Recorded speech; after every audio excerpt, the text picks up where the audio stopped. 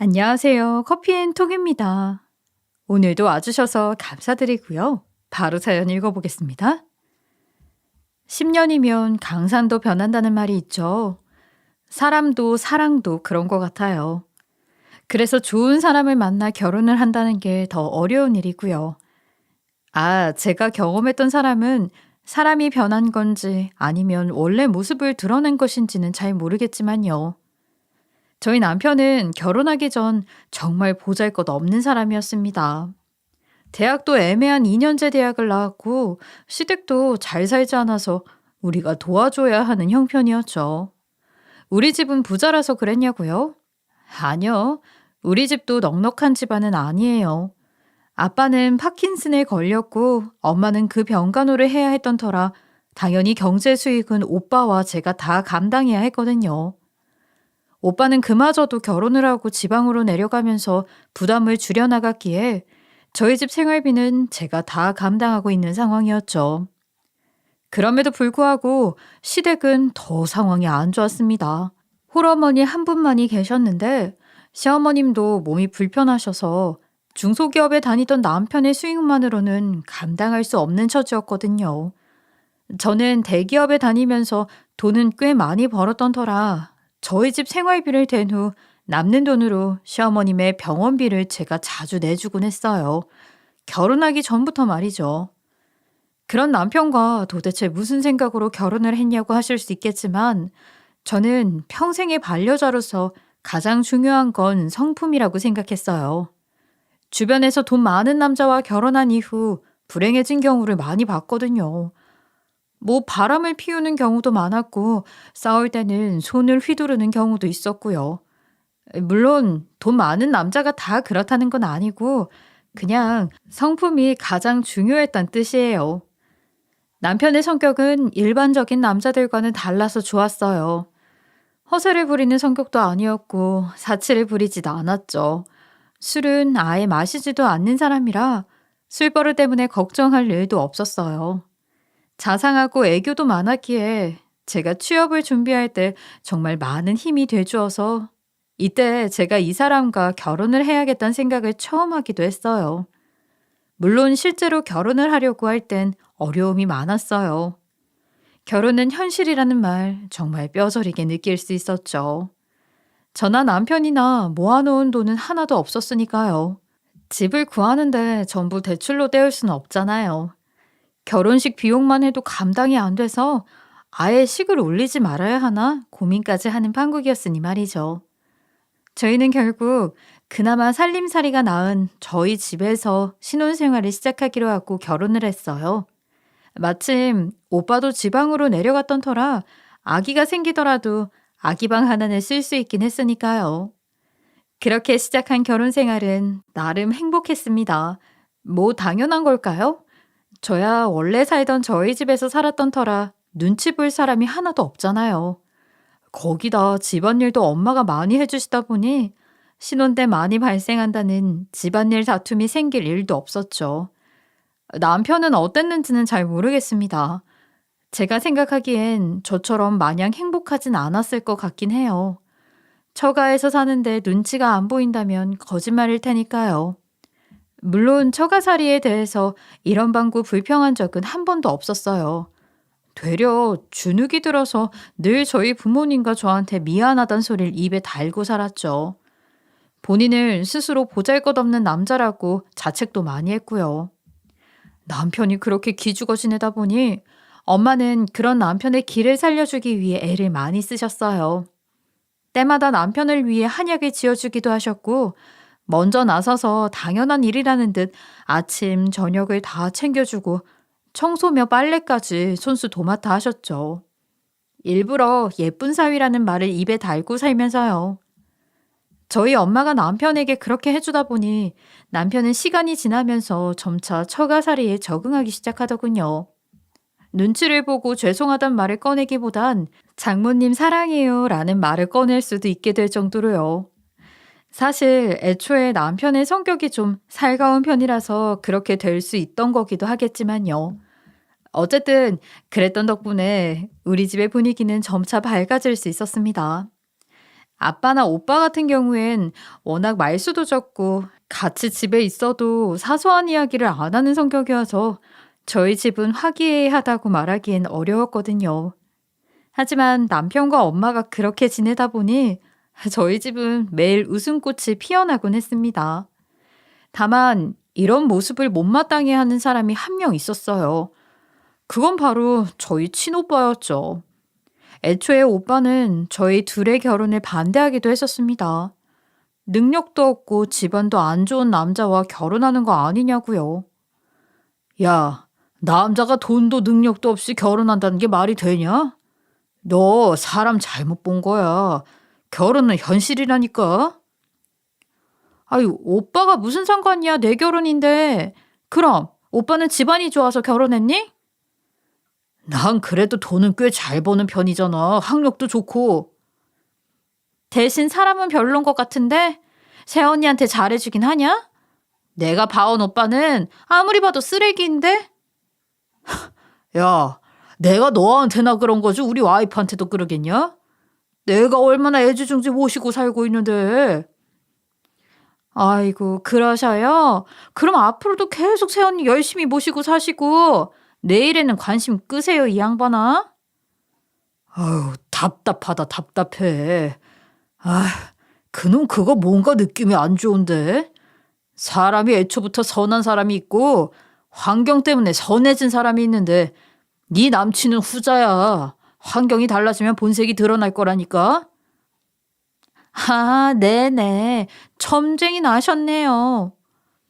이렇게 결혼하기 전부터 남편의 마음에 안 들어 했는데 결혼한 이후에는 아예 대놓고 남편한테 뭐라고 하더군요. 어이, 이서방. 대체 언제까지 우리 엄마 고생시키려고 하는 거야? 예? 아이, 형님, 그게 무슨 말씀이세요? 아니, 그렇잖아. 집도 우리 부모님 집에서 얹혀 살고 있는데 우리 엄마가 집안일도 다 해준다며? 그거 좀 양심이 없는 거 아닌가? 아, 그게 상황이 그러면 자네가 더 열심히 일해서 돈을 많이 벌 생각을 해야지. 언제까지 그 회사에서 다니는 걸로 만족하려고? 아, 예, 형님, 죄송합니다. 좀 정신 차리고 살아. 엄마나 동생이 받아준다고 마음 놓고 살면 안 되지. 그렇지? 예, 죄송합니다. 이렇게 말이죠. 아, 그럴 때마다 제가 나서서 그만 좀 하라고 한 소리 하긴 했지만 다음에 다시 만나면 오빠는 남편에게 눈치를 다시 주곤 했어요. 그러다 보니 남편은 저희 오빠가 있을 땐 기가 죽은 채 있을 수밖에 없었죠. 하지만 그런 저희 남편이 달라지게 되는 계기가 생기게 됩니다. 그건 바로 남편이 큰 회사로 이직하게 된 일이었어요. 다만 그것도 저희 엄마의 도움이 크긴 했죠. 엄마가 절친한 친구의 남편분이 대표로 있는 회사에 소개해 준 거거든요. 물론 그렇다고 오롯이 저희 엄마의 있기만으로 그 회사에 들어가게 된 건 아니긴 합니다. 단순히 인맥으로 들어가기만 한 건 아니고 경력직으로 면접을 보고 들어간 거긴 했으니까요. 뭐 저희 엄마가 아니었다면 면접을 볼 기회도 없었겠지만요. 남편은 면접을 본 후 노심초사하는 마음으로 결과를 기다렸어요. 그건 저도 마찬가지였죠. 아무래도 경제적으로 좀 더 넉넉해졌으면 하는 마음을 제 입장에서 안 가질 순 없었으니까요. 아무리 엄마의 입김이 있다곤 하지만 그래도 결과는 모르는 거잖아요. 그렇게 초조한 마음으로 기다리기를 2주 정도 지났을 무렵 드디어 면접을 본 회사에서 출근하라는 연락이 왔습니다. 저는 너무 기뻐서 집안을 방방 뛰어다니며 소리를 질렀죠. 뭐랄까? 단순히 앞으로 생활이 나아질 거라는 기대에서 오는 기쁨만이 아니라 내가 사랑하는 사람이 한 걸음 성장하는 모습을 본 것 같은 기분이었어요. 남편은 그 소식을 들은 뒤 제일 먼저 엄마에게 달려가더군요. 그리고 엄마를 꼭 안아주었습니다. 장모님 덕분에 제가 좀 더 사람다워질 수 있게 됐다고 너무 감사하고 사랑한다고 하더군요. 평상시에도 남편은 워낙 애교가 많고 살가우니 그런 표현이 어색하지 않았고 엄마도 그런 남편의 모습을 참 좋아하셨습니다. 그리고 남편이 첫 월급을 받았을 때 남편은 저에게 한 가지 상의를 요청했어요. 여보, 나 한 가지 고민이 있는데. 고민? 그게 뭔데? 그, 이제 내일 모레가 내 첫 월급 날이잖아. 오, 벌써 그렇게 됐나? 한 달이 진짜 정신없이 지나갔다. 고생했어, 정말. 에이, 고생은 무슨. 남들 다 하는 건데 뭘. 아니야, 고생한 건 고생한 거지. 그런데 왜? 뭐 갖고 싶은 게 생겼어? 차 같은 거 하나 사려고? 아니, 내 주제에 차는 무슨 차야.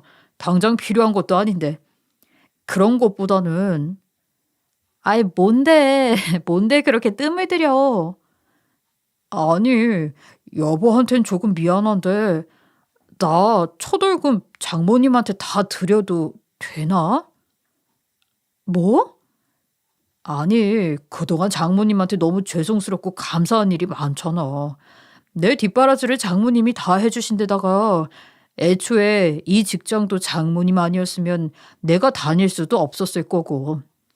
그럼 최소한 첫 월급은 장모님 다 드려도 되는 거 아닐까? 아, 물론 여보가 동의한다는 가정하에. 아, 우리 엄마는 고생을 많이 했고 나는 안 했다? 아니, 아니, 그게 아니라, 물론 여보가 원하면 여보 선물도 살 거지만, 아유, 됐어요, 됐어. 따로 내 선물은 무슨, 우리 엄마를 그렇게 생각해 주는 게 선물이나 다름이 없는 거지. 아유, 어떻게 그런 기특한 생각을 다 했대? 기특해? 기특해. 그럼 앞으로도 장모님한테 월급 다 드릴까? 솔직히 난 그래도 될 것 같은데. 얼씨구? 1절만 하시지요. 그럼 나는 뭐 호구야? 뭐 자기 마음은 알겠으니까 그렇게 오버는 하지 말고 앞으로는 절반 정도씩만 드리자. 그럼 서로 만족할 거야. 됐지? 그리고 월급날이 되었을 때 남편은 꽃다발과 함께 첫 월급 전부를 봉투에 담아 엄마에게 주었어요. 엄마는 한사코 거절했지만 남편은 감사한 마음을 갚으려면 이것도 모자란다고 막무가내로 고집부렸기에 엄마도 결국 기쁜 마음으로 받기로 했어요. 그리고 저와 대화를 나눴던 대로 앞으로의 월급 절반도 엄마에게 드리기로 했죠. 저는 내심 그런 남편이 너무 고마웠습니다. 제가 요구를 했던 것도 아니고 스스로 그렇게 생각해서 한다는 사실이 참 기특하기도 했고요. 저희 엄마나 아빠에게 받은 것들을 당연하게 생각하지 않는다는 거, 그게 사실 쉬운 일이 아니잖아요. 제가 정말 결혼을 잘했다고 다시 한번 생각할 수 있었죠. 하지만 그럼에도 불구하고 이 사실조차 마음에 들어하지 않는 사람이 하나 있었습니다. 네, 아까 말했던 저희 오빠였죠. 남편과 오빠 사이 감정의 골은 남편 상황이 나아지고 있는 것과는 반대로 오히려 점점 더 깊어져만 갔어요. 이 일을 계기로 대판 싸움까지 나버리고 말이에요. 싸움의 발달은 이렇습니다. 엄마는 저희 남편이 첫 월급을 다 줬던 게 내심 많이 기쁘긴 하셨었나 봐요. 그래서 여기저기 자랑을 하고 다니셨는데 그 대상 중에 하나가 저희 오빠였죠. 엄마는 오빠에게 사위가 첫 월급 탄 거 전부 다 주더라. 애가 그래도 참 야무진 구석이 있다니까 이라고 자랑과 칭찬을 하신 듯 합니다. 그런데 오빠의 반응은 그게 매제 능력으로 들어간 거냐? 엄마가 부탁해서 들어간 건데 무슨 그런 걸 칭찬하고 있냐? 애초에 걔가 능력이 있었어 봐라. 그럴 일도 없었다. 라며 제 남편 흉을 본 거고요.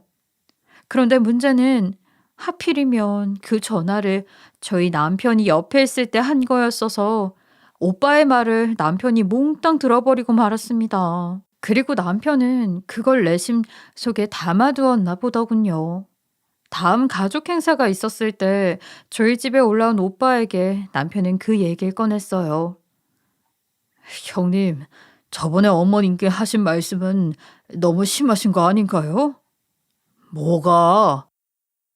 그래도 제가 고생해서 일한 걸로 장모님 챙겨드린 건데 그렇게 말씀하실 필요는 없잖아요. 챙겨드리긴 뭘 챙겨드려? 기껏 월급 한 번 드렸다고 지금 생색내는 거야? 아니, 생색내는 게 아니라 그래도 말이 다르고 다른 법인데 좋게 말씀해 주실 수 있는 거 아니에요? 형님이 절 마음에 안 들어 했었다는 건 저도 짐작 알아요. 그래도 좋은 일 한 거고 어머님도 기뻐하시는데 그렇게 초를 치셔야겠어요? 얘 봐라. 너 말 이상하게 한다. 뭐? 초를 친다고?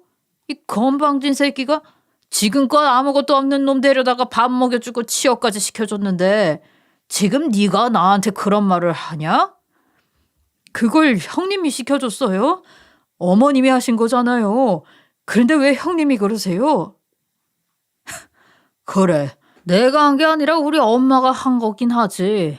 그럼 어쨌든 그 월급 준 게 뭐 대수야? 그냥 당연한 일을 한 거잖아. 그리고 엄마가 너한테 쏟은 정성을 생각하면 진작 돈을 들였어야 하는 거 아니냐? 그런데 네가 능력이 없으니까 그러지 못했던 거 아니야? 지금이라도 했으면 된 거잖아요. 아니지. 지금이라도 했으면 된 게 아니라 넌 과거에 네가 하질 못했던 거에 대해서 반성을 해야지. 알아요. 그래서 앞으로도 계속 챙겨드릴 생각이라고요. 그게 얼마나 갈까? 나랑 내기할래? 야, 네가 진짜 반성을 하는 사람이었으면 지금 네가 나한테 이러지 않았겠지. 그래. 네가 엄마 첫 월급 드린 거 그거 자체만 보면 잘한 건 맞아. 그런데 그거에 대해서 내가 부정적으로 말했다고 네가 지금 나한테 따지고 드는 게 맞아? 네가 진짜로 반성을 했다면 그래, 내가 그런 소리를 들을 행동을 해왔었지. 그런 소리가 나오지 않게 내가 더 잘하자 라는 식으로 나오는 게 당연한 거 아니야? 그런데 그게 아니라 지금 이렇게 나한테 따지고 드는 건 첫 월급을 다 드렸다는 유세를 떨고 싶은데 내가 초를 쳤으니 화가 난 거 아니냐고. 아니, 잘못한 사람은 꼭 평생 좋은 소리 못 듣고 살아야 해요? 누가 그러랬어? 그러기까지 시간이 걸린다는 거 아니야? 아씨, 꼭 이렇게 못 배운 놈들은 극단적으로 말을 알아듣는다니까? 뭐, 뭐요? 왜, 내가 틀린 말 했냐? 그런 소리 듣기 싫으면 잘하던가. 우리 엄마가 네 취직까지 걱정해서 시켜줘야 하는 게 말이 되는 거냐? 부끄러운 줄 알아. 좋은 곳 취직했다고 해도 지 힘으로 한 것도 아니면서 뭐 그리 기가 살아있는 건데? 아니, 이 형님이 진짜? 이것 봐라. 너 지금 나 치겠다? 그래, 쳐봐. 아휴, 진짜 좋은 날에 다들 왜 이래? 그만두지 못하겠니? 엄마 좀 나와봐. 두 사람이 밖에서 싸우는 소리에 엄마가 나가서 말렸지만 둘의 싸움은 끝나질 않았습니다. 엄마는 괜히 자기 때문에 가족들의 관계가 틀어졌다며 주저앉아 계속 말리는데 그 와중에 올케 언니는 엄마에게 사위 좀 그만 편애하라며 오빠보다 한술 더 뜨더군요. 어머님이 자꾸 사위만 챙겨주고 사위 자랑만 하시니까 이렇게 된 거잖아요. 어머님은 어떻게 친자식보다 객식구를 더 챙기시는 거예요? 애초에 저희 남편을 더 챙겨주셨으면 이런 사달 안 나요. 이게 다 어머님 잘못이라고요. 솔직히 올케 언니가 그렇게 말할 줄은 몰랐는데 엄마에게 화를 내며 아나무인으로 말하는 걸 보니 저도 열이 받더군요. 저도 꼭지가 돌아버려서 올케 언니에게 화를 내고 한 소리 할 수밖에 없었습니다. 아니 언니, 지금 엄마한테 무슨 소리 하시는 거예요? 그게 왜 엄마 잘못인데요? 다 큰 나이에 엄마 사랑 못 받는다고 징징대고 질투하는 오빠 잘못 아니에요? 애초에 오빠나 언니나 그럴 말할 자격이 있긴 해요? 지방에 내려가서 자기들 살림만 챙긴다고 생활비 하나 보내주지도 않잖아요. 아니, 아가씨, 지금 생활비 좀 낸다고 유세 떠는 거예요? 아무리 그래도 자식은 자식이에요. 평소에 우리 남편이 얼마나 서운해하는지 알긴 해요? 서운해해요? 자기가 뭘 잘했다고? 오빠는 우리 엄마 아빠 챙기는 거 아무것도 없으면서 서운해하는 게 말이 되긴 해요? 그래도 차별하시는 건 아니죠. 그리고 저희가 뭐 챙겨드리고 싶지 않아서 안 챙겨요? 아이 생기고부터 어머님이 어머님 챙기지 말고 아이한테 돈 다 쓰라고 하셨으니까 그런 거잖아요. 아, 그러셨어요? 네, 아주 잘하셨네요. 그래도 마음이 있었으면 조금이라도 신경 쓰긴 했겠죠. 안 그래요? 이렇게 한쪽에선 오빠와 저희 남편이 싸우고 한쪽에선 저와 올케 언니가 싸우다 보니 집안은 완전히 아수라장이었습니다. 그러다가 그 상황에 스트레스를 받으신 건지 저희 아빠가 입에 거품까지 무는 상황이 발생하고 나서야 겨우 싸움을 그칠 수 있었죠. 어쨌든 그날 이후로 남편은 오빠에게 언젠간 꼭 복수를 할 거라고 절대 가만두지 않겠다고 다짐을 하더군요. 감정이 많이 쌓이긴 했을 거예요. 물론 오빠의 말이 다 틀린 말은 아니긴 하죠. 하지만 대부분은 사실 그대로를 말한 거긴 해요. 하지만 그렇다고 해도 사람의 자존심을 긁고 무시하는 말들을 하는데 어떻게 사람 기분이 안 나빠지겠어요? 저는 남편을 위로해 줬습니다. 너무 신경 쓰지 말라고. 아무래도 오빠가 떨어져서 살다 보니 소외감을 느끼는 게 있어서 그런 거라고. 저는 남편이 워낙 서글서글하고 모든 일에 긍정적인 사람이다 보니 잠깐 이러고 말 줄 알았어요.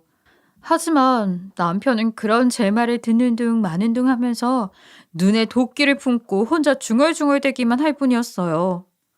그리고 그 후 남편은 서서히 달라지기 시작했죠. 남편은 약속한 대로 첫 월급 이후의 월급들도 절반은 엄마한테 드렸어요. 다만 문제는 자기가 월급의 절반이나 내고 있다는 명목하에 엄마를 심하게 부려먹기 시작했다는 점이었습니다. 평소엔 하지도 않던 반찬 투정, 아니 귀엽게 말해서 반찬 투정이지 엄마를 타박하기도 하고 집이 더럽다면서 매일 대청소를 시키곤 했죠. 그뿐만이 아니라 말투 자체도 바뀌기 시작했어요. 자상하고 애교 많던 말투가 틱틱거리고 짜증내는 말투로 바뀐 데다가 명령조로 말하기까지 했죠. 저는 그럴 때마다 남편에게 지금 뭐 하는 짓이냐고 따졌는데 오히려 엄마가 나서서 저를 말리더군요. 사위가 회사 일 때문에 힘들어서 그러는 것 같으니 이해해 주자고. 지금은 사위 신경 건드리지 말고 편하게 내조를 해주자고요. 그런데 웃긴 건 월급의 절반을 주는 것도 한 반년 정도만 지속됐을 뿐 그 이후로는 주지도 않았어요. 그러면서도 나쁜 태도들은 변함없이 지속되었죠. 엄마가 손을 휘휘 저으며 분란 일으키지 말라고 해서 참긴 했는데 정말 봐줄 수 없을 지경이었습니다. 그러다가 어느 날부터인가는 남편의 태도가 묘하게 달라지더군요. 뭐랄까, 병 주고 약을 준다고 해야 하나? 예를 들면 엄마에게 며칠 동안 막 뭐라고 했다가도 본인 회사에서 나온 건강검진이 있으면 우리 장모님에게만 특별히 드리는 거예요. 라며 엄마를 챙겨주곤 했습니다. 무슨 지킬 앤 하이드 주인공처럼 다중인격자인 것처럼 보일 정도였죠. 문제는 그러면서 저희 엄마를 더욱더 본인 뜻대로 다스리기 시작했다는 점입니다. 그 외에 못해주던 사람이 딱 한 번 잘해주면 괜히 감동받는 그런 거 있잖아요. 엄마는 남편이 한 번씩 잘해줄 때마다 너무 좋아하면서 평소에 남편의 아나무인인식 태도를 더 이해해주려고 하더라고요. 걱정되는 건 제가 있을 때에도 그러고 있는데 제가 없을 때는 엄마한테 더욱 심하게 하는 건 아닐까 싶은 점이었어요. 사실 자식인 제가 신경을 썼어야 했는데 저도 회사를 다니다 보니 바빠서 집에 붙어 있을 수만은 없었거든요. 그런데 그렇게 불안한 날들이 지속되던 중 엎친 데 덮친 격으로 저희 엄마가 암에 걸리기까지 하더군요. 남편이 엄마에게 시켜준 건강검진에서 암이 발견된 거였어요. 위암 2기. 그나마 말기가 아니라서 다행이긴 했지만 그렇다고 결코 안심할 수 있는 상황도 좋은 상황도 아니었죠. 가뜩이나 저희 아빠도 몸이 편찮으신데 엄마마저 암에 걸려 수술과 치료 그리고 요양을 하셔야 했으니 정말 제 눈앞이 깜깜했어요. 치료 비용은 어떻게 다 감당하나, 아빠나 엄마는 누가 돌봐드려야 하나 걱정할 게 한두 가지가 아니었으니까요. 그런 상황에서 오빠랑 올케 언니는 엄마의 암 소식을 듣고 올라왔는데 아무래도 집에 우환이 생겼다 보니 가족들 모두 예민한 상태였고, 아니나 다를까 남편과 오빠는 만나자마자 또 싸움을 하고 말았어요. 넌 대체 옆에서 뭘 한 거야? 너 때문에 엄마가 암에 걸렸잖아. 그게 왜 저 때문인데요? 오히려 제가 건강검진 시켜드려서 그나마 일찍 발견한 거잖아요. 반면에 형님이야말로 한 게 뭐가 있어요? 야, 비록 내가 지금 해드리고 있는 건 없어도 너처럼 고생은 안 시켜. 원래 암의 가장 큰 원인이 스트레스인 건 알지? 너 때문에 엄마가 고생하면서 뒷바라지하고 있는데 엄마가 암에 안 걸리고 배기겠냐? 애초에 네가 능력이 있는 놈이었으면 우리 엄마가 암에 걸릴 일이 없었던 거라고. 뭐요? 진짜 남 탓도 가지가지. 그리고 그 능력 없단 소리 그만하세요. 도대체 언제적 이야기를 하시는 건데요? 저 지금 돈 잘 벌어요. 또 엄마가 취직시켜줘서 겨우 일하고 있는 주제 지 능력으로 착각을 하고 있네. 언제적 얘기?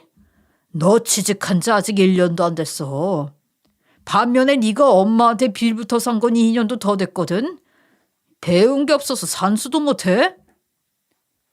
진짜 그 소리 그만하시라고요. 듣기 싫으면 잘 나가보던가. 지금은 어차피 그래봐야 아직 말단 사원이잖아. 네가 그 회사에서 인정받고 잘 나가면 나도 이런 말 안 하지. 저 3달 뒤에 승진 시험 있거든요. 내가 진짜 거기서 승진되면 형님 가만 안 둘 거예요. 내가 2번 다시 그런 말 못하도록 본때를 보여줄 테니까 각오하시라고요. 아이고 무섭네. 무서워. 가만히 안 두면 네가 뭘 어쩔 건데. 이런 식으로 말이죠. 엄마도 아픈데 그만 좀 하라고 제가 말려도 둘 다 제 말은 들은 척도 안 했습니다. 결국엔 이번에 또 아버지가 거품을 무시고 나서야 겨우 상황이 일단락될 수 있었죠. 어쨌든 그 이후 엄마는 수술을 받게 되었고 위를 절제하셨습니다. 문제는 엄마와 아빠를 돌봐주실 분이 없단 거였는데 일단은 제가 연차와 휴가를 다 써가면서 최대한 보살펴 드렸어요. 남편보다는 자식인 제가 하는 게 맞으니까요. 하지만 휴가를 내는 것도 당연히 한계가 있었고 결국 간병인을 쓰든지 요양보호사를 부르든지 하자고 했어요. 그런데 그 말에 저희 남편의 대답은 충격적이었어요. 진짜 지금 집중해야 할 시기인데 자꾸 신경 쓰이게 하네. 요양사? 그것도 다 돈이잖아. 진짜 돈 많이 들어가서 짜증난다. 라고 했거든요. 처음엔 남편의 말을 듣고 깜짝 놀랐죠.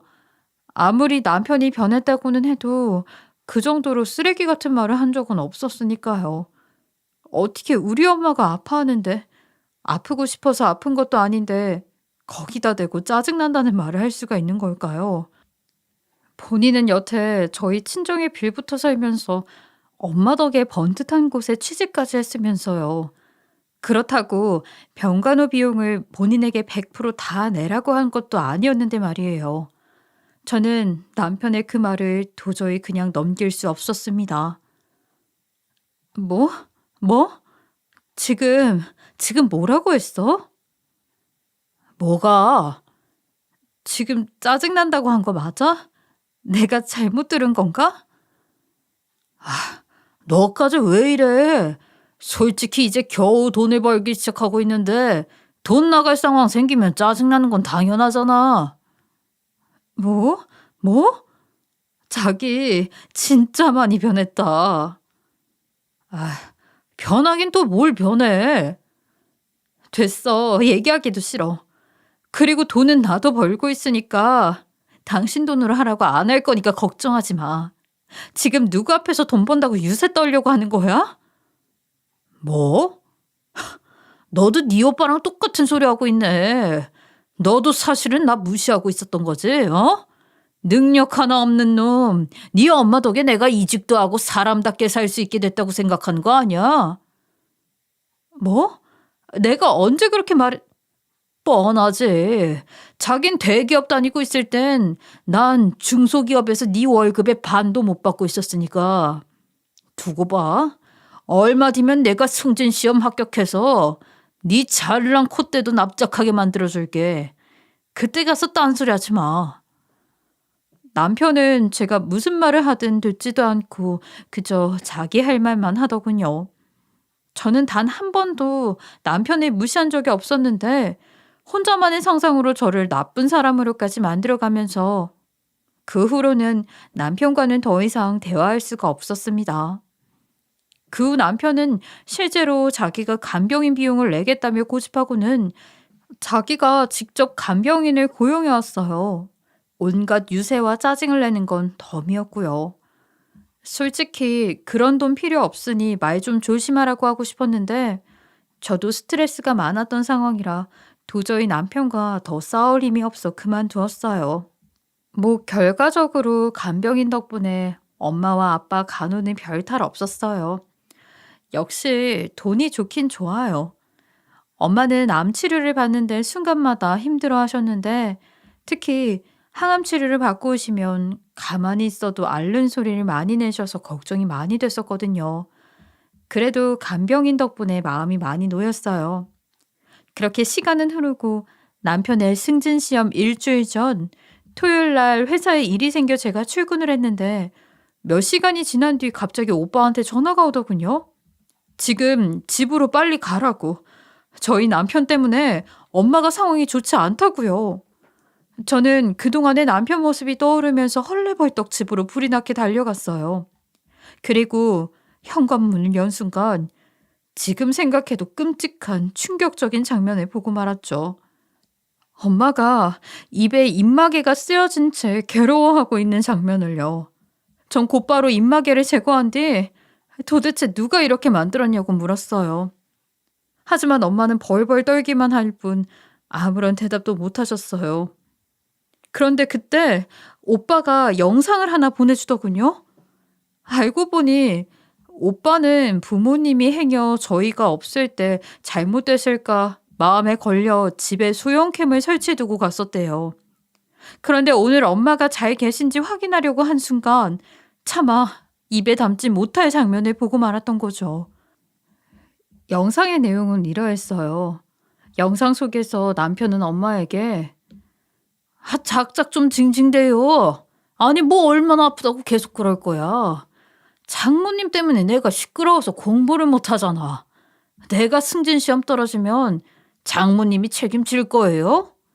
라고 외치더니 그래도 엄마가 소리를 참지 못하자 아 진짜 재수없게 그렇지. 새어 나오는 소리 못 막겠으면 이거 하고 있으면 되겠네 하며 강아지 입마개를 씌워버리더군요. 그러고는 끝까지 공부 끝날 때까지 또 소리내기만 해봐. 그 다음엔 어떻게 하는지 두고 보라고. 라는 말을 남기고 방에 들어가더니 잠시 뒤엔 집 밖으로 나가버렸어요. 정말 그 영상을 보는 동안 온갖 감정이 다 올라왔어요. 남편에 대한 배신감, 분노, 그리고 엄마에 대한 미안함. 눈물이 참아지질 않더군요.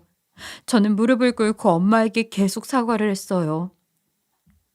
다 내 잘못이야. 엄마, 미안해. 미안해. 저는 저 스스로와 엄마를 좀 진정시킨 뒤 남편이 오기만을 기다렸어요. 한 1시간 정도가 지났나? 그제야 남편 놈은 집에 기어들어오더군요. 하지만 남편은 저를 보고도 뻔뻔한 태도로 나왔어요. 뭐야? 언제 왔어? 오늘 출근한 거 아니었어? 출근? 그래, 출근했지. 그런데 이거 뭐야? 아, 개인마개? 아, 개인마개? 지금 아무렇지 않게 그게 할 소리야? 이게, 이게 왜 엄마 입에 채워져 있어? 어? 그랬어? 누가 그랬지? 아, 장인어른이 잠깐 정신이 나가셔서 그런 건가? 아, 그런가 보다. 아, 오늘 장인어른 컨디션이 좀 안 좋아 보이시더라고. 아무래도 정신까지 나가버리셨나 봐. 뭐? 뭐? 진짜 뭐 이런 미친 새끼가 다 있어. 남편의 말을 들으니 정말 제 눈이 휙 돌아버리더군요. 전 도저히 참을 수가 없어서 남편의 머리채와 멱살을 잡아 끌고 난리를 쳤어요. 남편이 힘으로 저를 떼어놓으려고 안간힘을 쓰던 찰나 그때 마침 지방에서 오빠가 집에 도착했더군요. 그리고 오빠는 곧장 영상 이야기를 하며 남편 놈을 집 밖으로 쫓아냈습니다. 저는 화가 가라앉지 않아 씩씩대고 있었는데 오빠가 물 한 잔을 가져다 주면서 진정을 하라고 하더니 저에게 이혼을 종용했어요. 너도 많이 놀랐지? 아, 진짜 뭐 저런 놈이 다 있냐? 오빠 본 면목이 없어. 그러게 내가 이 결혼하지 말라 그랬잖아. 아유, 아니다. 네 잘못은 아니고 저 새끼가 나쁜 거지. 그래, 이제라도 잘 됐다. 차라리 이혼을 해라. 이혼? 그래, 이혼. 뭐 너는 남편이 잠깐 실수를 한 거라고 생각하고 넘어갈 수 있겠지만 아니야. 저놈은 원래 저런 놈이었던 거라고. 이것 말고도 네가 이혼을 해야 하는 이유를 내가 알려줄게. 쟤 지금 산업 스파이 짓까지 하고 있어. 뭐? 뭐라고? 들어보니 사실 오빠는 처음부터 제 남편이 싫었다더군요. 능력이 없어서가 아니라 뭔가 겉으로만 착한 척 속으로는 꿍꿍이가 있는 놈 같았다고요. 하지만 처음엔 저한테도 잘하고 부모님한테는 더 잘하니 자기가 잘못 짚은 건 아닌가 했대요. 그런데 점점 드러나는 남편의 본 모습에 증거도 잡을 겸 소형캠도 설치하고 뒷조사도 했다고 하더군요. 앞에서 말씀드렸듯 남편이 다니는 회사가 우리 엄마 친구의 남편이 하는 회사였는데 그 집 아들도 저희 오빠랑 친구거든요. 그 친구에게 부탁해서 회사에서 저희 남편이 정말 잘하고 있는지 무슨 이상한 점은 없는지 조사해달라고 했대요. 그런데 뒷조사를 한 결과 남편은 지금 다니는 회사와 경쟁 회사를 오가며 박쥐짓을 하고 있었답니다. 지금 다니는 회사의 기밀을 경쟁 회사에다 돈을 받고 팔았다더군요. 그리고 그 돈으로 승진시험 출제위원회 매입해서 시험지를 먼저 달라고까지 했다고. 뜻하지 않게 사실을 알게 된 회사에선 남편에게 소송을 걸 예정이라고 했습니다. 오빠는 회사에서 소송을 걸기 전에 서둘러 이혼을 해야 한다고 하더군요. 그래야 저한테까지 피해가 오지 않는다고요. 엄마도 이 모든 사실을 들은 뒤 가슴을 치며 통곡을 하셨어요. 다 본인이 잘못한 거라고, 본인이 죄인이라고 하면서. 그리고 다음날 우리 가족은 일단 아무 일도 없었던 것처럼 조용히 넘어갔어요. 남편이 입마개를 채웠던 일도 없었던 일처럼, 산업 스파이 짓도 모르는 것처럼. 그 후 남편은 계획대로 승진 시험에 합격하면서 승진을 했더군요. 그러고는 뻔뻔하게도 엄마에게 장모님, 나 승진했으니까 회사에 떡이라도 보내줘요. 라고 전화로 너스레까지 떠는데 진짜 꼴 같지도 않고 당장 얼굴에 이혼 소장을 던져주고 싶었죠. 그래서 우리 가족은 엄마 이름으로 승진 선물 봉투를 보냈어요. 하지만 봉투 안에 든 건 사실 이혼 소장이었죠. 그러고는 집 비밀번호를 바꾸고 남편의 짐들도 싹 다 집 밖에 내다 버렸어요. 남편 놈은 집 앞에 버려진 듯 나와 있는 자신의 짐을 보더니 저희에겐 이유도 묻지 않고 집 밖에서 소리치더군요. 뭐야, 글도 없었던 일처럼 넘어가더니 이럴 생각이었던 거구만. 차라리 잘 됐네. 난 이제 돈도 많이 벌어서 아쉬울 거 없거든. 지긋지긋한 집구석 같으니 순순히 이혼해 줄 테니 걱정하지 마. 그렇게 저와 남편은 협의 이혼을 했어요. 정말 다행이었죠. 하마터면 저뿐만 아니라 저희 집까지 홀랑 날아갈 수도 있었으니요. 저희가 이혼을 하자마자 전 남편의 회사는 전 남편에게 월급 가압류부터 시작해 줄줄이 민사 형사 소송을 걸었어요. 저희 엄마가 엄마 친구에게 부탁을 한 덕분에 이혼까지의 시간을 벌 수 있었던 거죠. 전 남편 인생은 그대로 곤두박질 치더군요. 이제는 회사에서 잘리는 것만이 문제가 아니라 철창 속에 갇혀야 할 신세가 됐으니까요. 전 남편은 그 상황이 되자 다시 저희를 찾아왔어요. 장모님, 여보, 제발 나 좀 살려줘요, 예? 장모님이 말만 잘해주시면 대표님이 절 용서해 주실 거 아니에요. 제가 다 잘못했어요. 제가 다 잘못했다고요. 전 남편은 저희 앞에 무릎을 꿇고 정말 손이 닳도록 싹싹 빌었습니다. 그 모습을 보니 정말 속이 시원하더군요. 그동안은 전 남편이 망했다는 걸 직접 내 눈으로 보지 못해서 아쉬웠는데 못난 꼴로 눈물 콧물 흘려가며 빌고 있는 모습을 보니 이제야 얹힌 채증이 가신 것 같았어요. 그리고 전 남편에게 한마디 해주었죠. 저기요, 이제 당신과 저희는 남이거든요. 우리 엄마는 이제 당신 장모님도 아니고 저도 당신 부인 아니에요. 어휴, 진짜 불쌍하고 가난하고 부모한테 사랑도 못 받은 놈을 기껏 사랑으로 받아주었는데 그러게 잘하지 그랬어요? 에? 어쨌든 우리는 당신과 할 이야기 하나도 없으니까 얼른 가서 콩밥이나 드시죠. 입맛에 맞으려나 모르겠네. 은혜를 원수로 갚으니 어휴, 문이나 빨리 닫아야지 범죄 옮겠다 라고요. 그 후 전 남편은 현재 소송을 감당하지 못해 결국 지금은 철창 안에 있다고 들었어요. 아마 몇 년은 그 안에서 썩을 것 같던데 그 몇 년간은 어딜 가도 전 남편의 머리털 하나 보지 못할 것 같아 참 다행이에요. 그리고 그 사람의 형이 끝나기 전에 저흰 다른 곳으로 이사를 갈 예정입니다. 다행스럽게도 저희 엄마의 상태는 많이 호전되셨어요. 지금은 헬스장도 끊고 운동도 다니시고 계시죠. 오빠네와는 다시 잘 지내고 있어요. 애초에 싸움의 원인이었던 전 남편이 사라졌으니 더는 싸울 이유도 없으니까요. 지금에 드는 생각인데 전 남편은 처음부터 과연 나쁜 놈이었을까 하는 생각도 가끔 하긴 합니다. 처음엔 분명 세상에서 둘도 없는 좋은 남편, 좋은 사위였으니까요. 그런데 우리 오빠의 의심 그리고 무시가 섞인 막말들 전 남편을 괴물로 만들었던 건지도 모른다는 생각이 들 때가 있더라고요. 하지만 이내 곧 엄마에게 입마개를 채웠던 게 떠오르면서 고개를 가로젓고는 합니다. 정말 착한 사람이었다면 절대 그렇게까지 변할 리는 없었다고. 언젠간 드러날 본성이 조금 일찍 드러난 것뿐이라고 생각해요. 제가 전 남편의 입장이었어도 그렇게까지 되진 않았을 테니까요. 날씨가 조금씩 풀려가고 있네요. 환절기니 다들 감기 조심하시길 바랄게요. 저도 건강 조심하면서 앞으로의 행복을 위해 열심히 살아가겠습니다.